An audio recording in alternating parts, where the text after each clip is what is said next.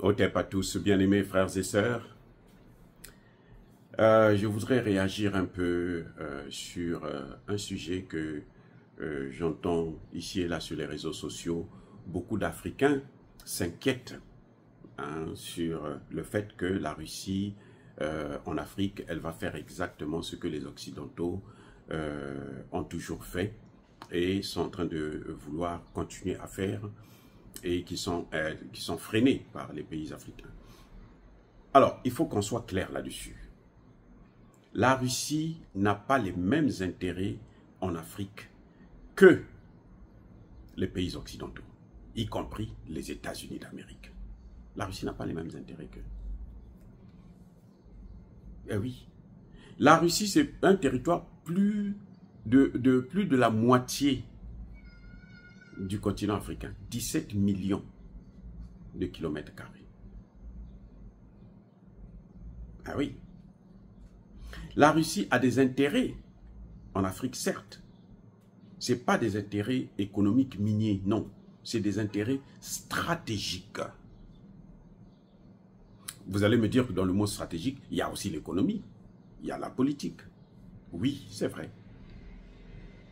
Mais ce n'est pas la même chose que les pays occidentaux qui ne peuvent pas vivre sans nous, sans l'Afrique.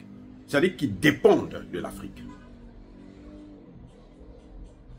Il faudrait qu'on comprenne très bien cet enjeu-là. Hein?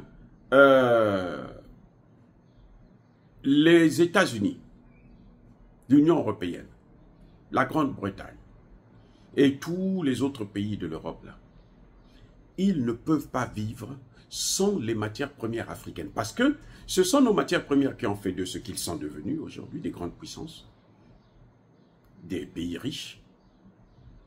Donc, eux, ils veulent continuer avec ce même système pour l'éternité, de génération en génération.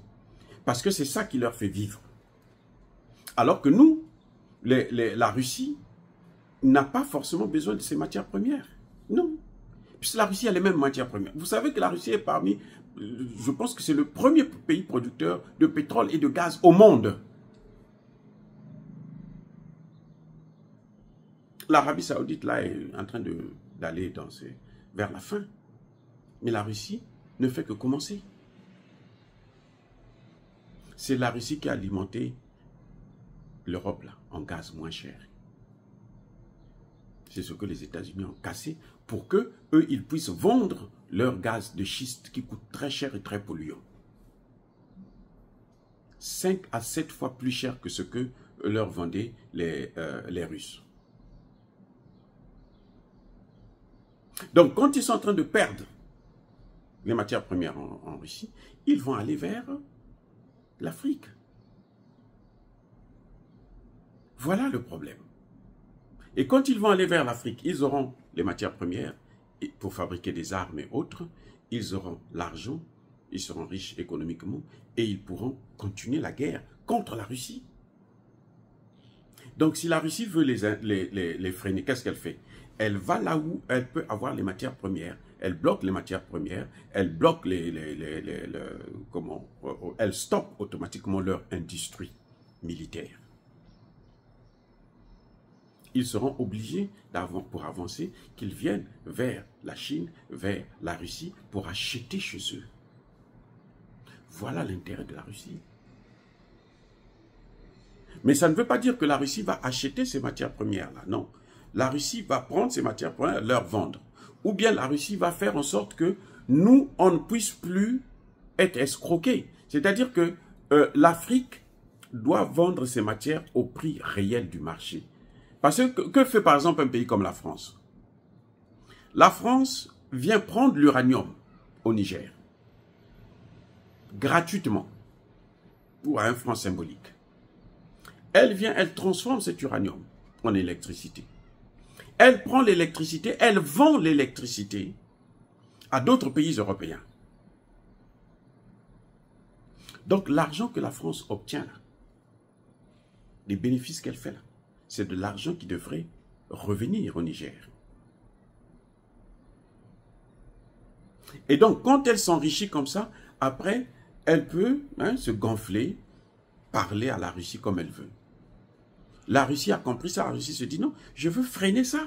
Si eux, ils n'ont plus l'uranium là, ou bien s'ils achètent l'uranium au prix réel du marché, ça va enrichir l'Afrique, et puis ça permettra à ce que les pays africains là, ne puissent pas être toujours escroqués. Voilà exactement ce qui se passe en Afrique avec la Russie.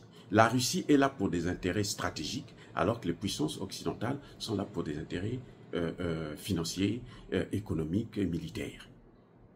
Les États-Unis, là, leur arme atomique, là, c'est avec l'uranium qui venait du Congo. Le caoutchouc venait du Congo pour faire la Seconde Guerre mondiale. Sinon pas ça, mais ils ne pourront pas faire la guerre contre la Russie. Voilà les problèmes. C'est ça, justement. Et c'est ça la différence entre la Russie et les pays occidentaux, les pays impérialistes. Bien-aimés frères et sœurs, soyez bénis. Abondamment bénis.